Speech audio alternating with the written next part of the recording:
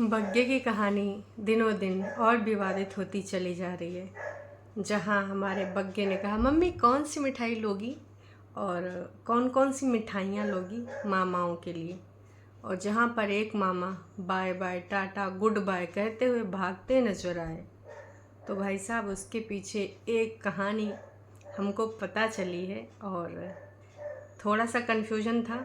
मामा जी जो दो मामा उसके पास से जाते हैं, अब वो दूसरे मामा भी बिंटा मामा, जिनसे ना काफ़ी हमने उनका नाम सुना है, बिंटा मामा, ये माँ जैसे मामा।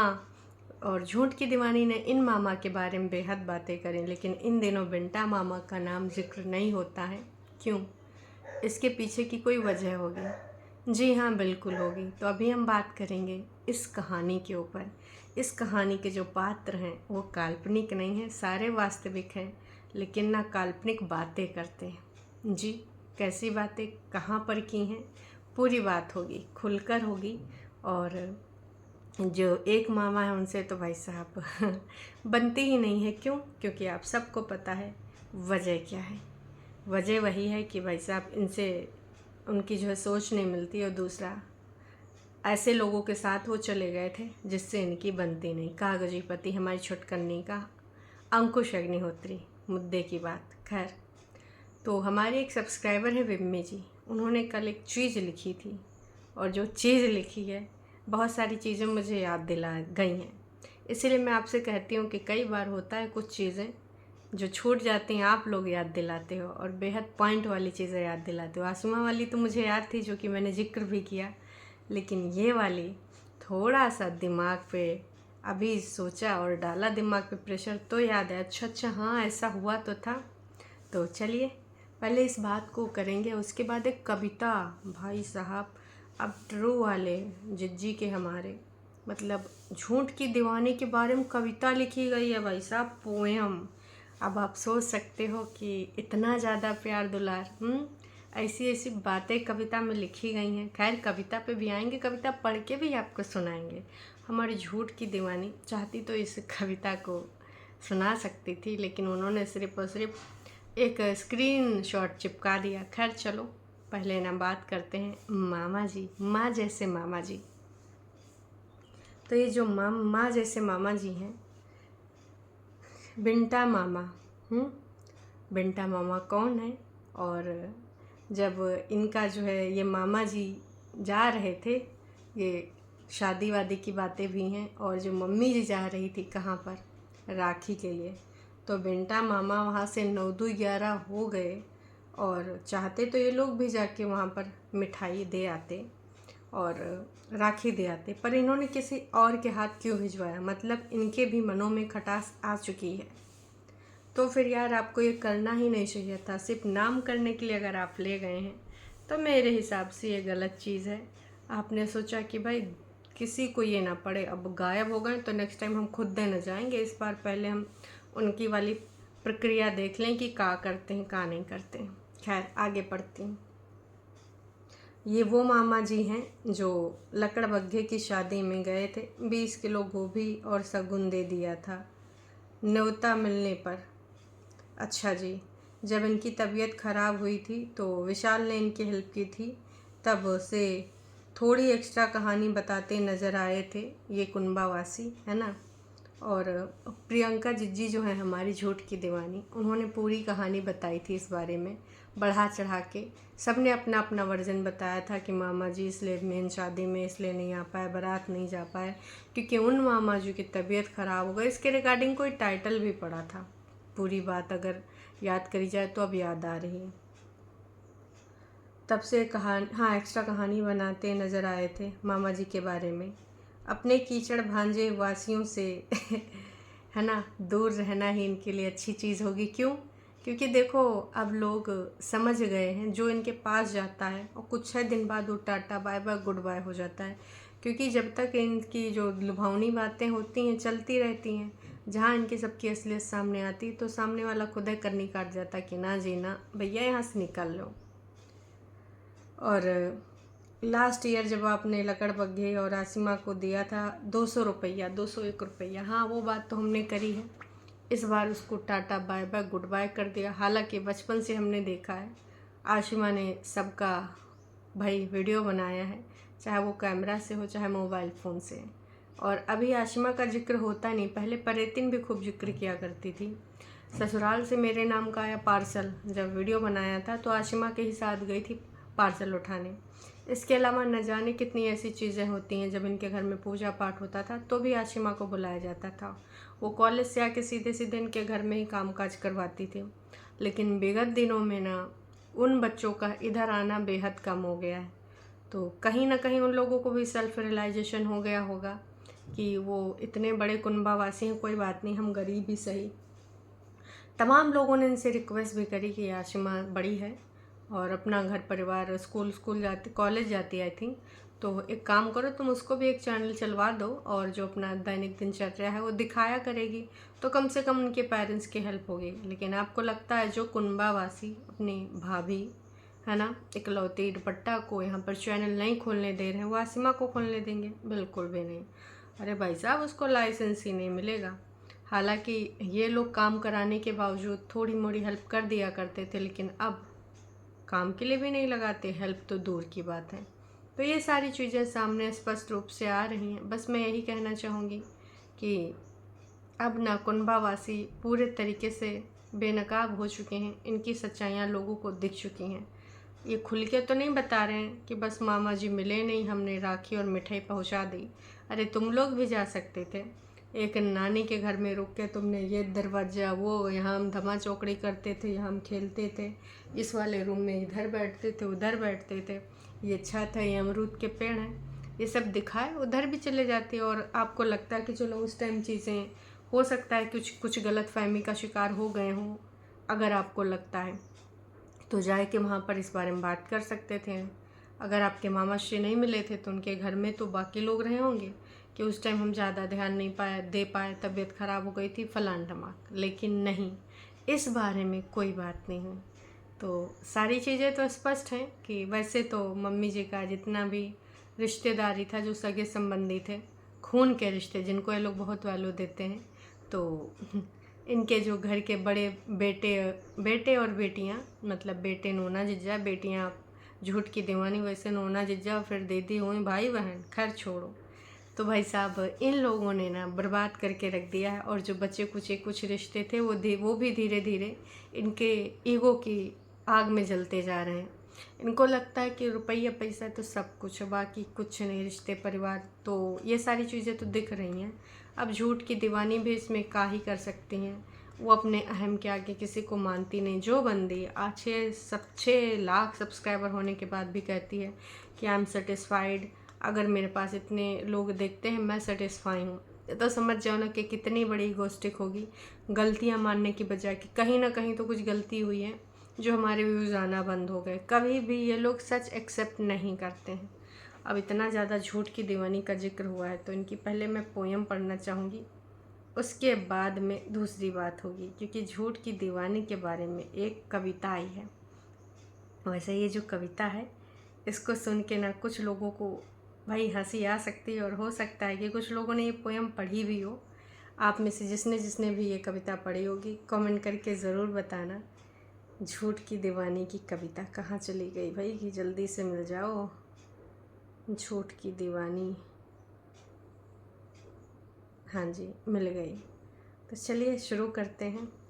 ये किसी जिज्जी की भक्त ने, जो जिज्जी को बहुत अच्छे से देखती हैं, जिज्जी को फॉलो करती हैं, उन्होंने जिज्जी के लिए ये कविता लिखी है ना, उनके शब्द पिरोए हैं। चलिए पढ़ते हैं। वो लड़की है हिमाचल की, हैं, पर रहती है पटना। अरे क्योंकि वहाँ जीजा जी काम है करते, इसलिए उसको रहना पड़ता है, वरना वो तो इधर नियरेस्ट मंडी वंडी जब भी आते हैं मौका आजमाते हैं, पर किस्मत देखो साथ नहीं दे रही। खैर आगे पढ़ते हैं।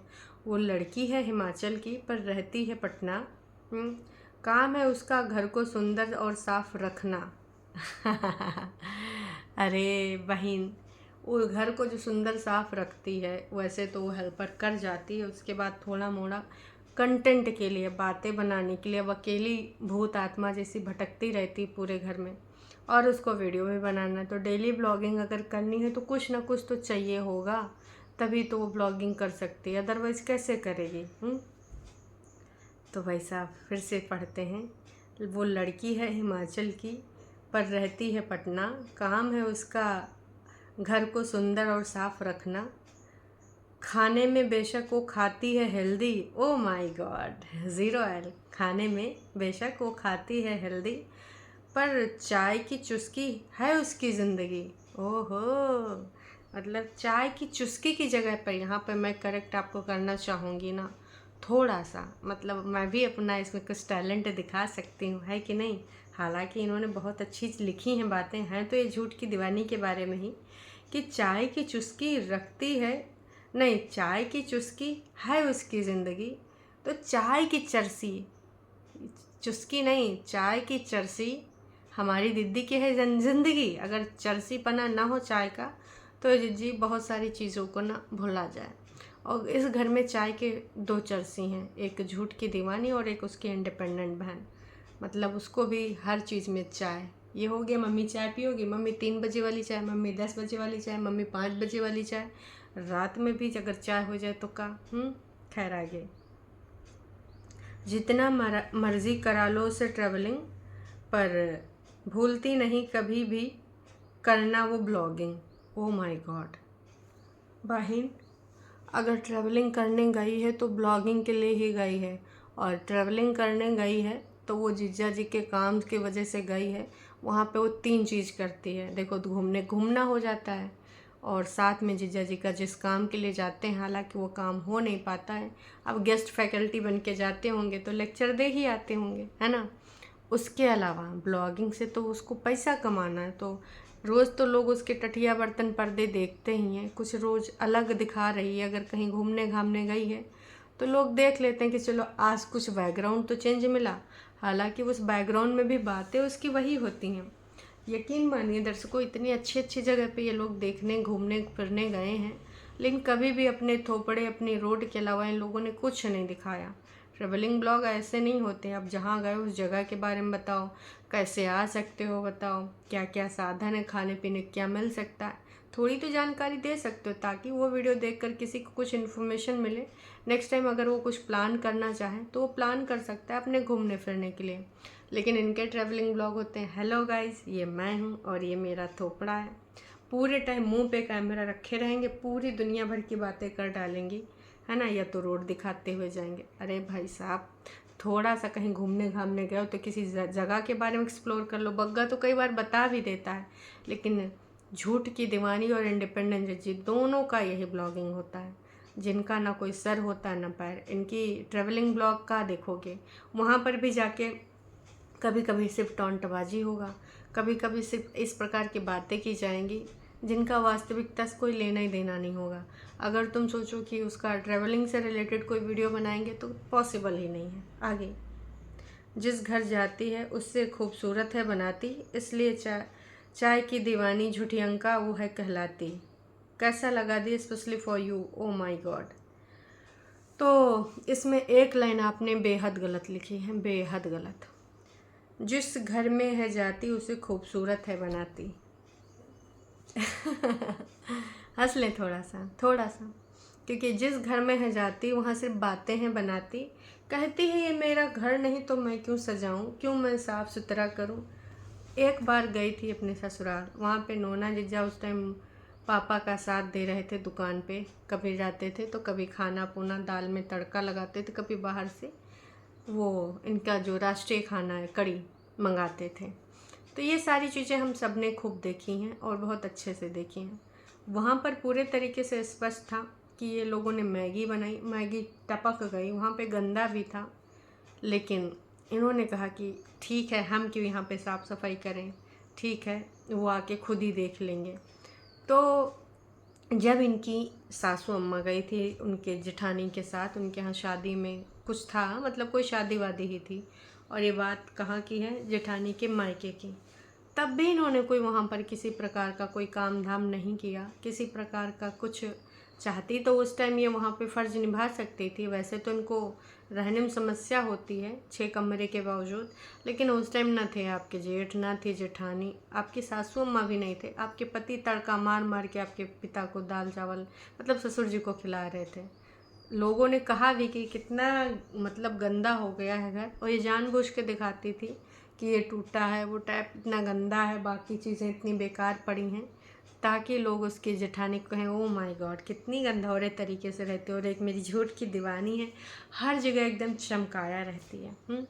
और रही बात सफाई की, तो पहले सफाई किया करती थी झूठ की दीवानी नंबर बनाने के लिए, वो भी हमारी छोटी जीजी को सिर्फ़ और सिर्फ गलत दिखाने के लिए कि ये देखो कैसे यहाँ पर रहती है। हमने बाथरूम का ये कोना साफ़ किया, वेड़ा गर्द करके रखी थी, वेड़ा साफ़ किया, यूँ करा वो करा, मम्मी के कपड़े तह करके लगाए, ये सारी चीज़ें हमने देखी हैं।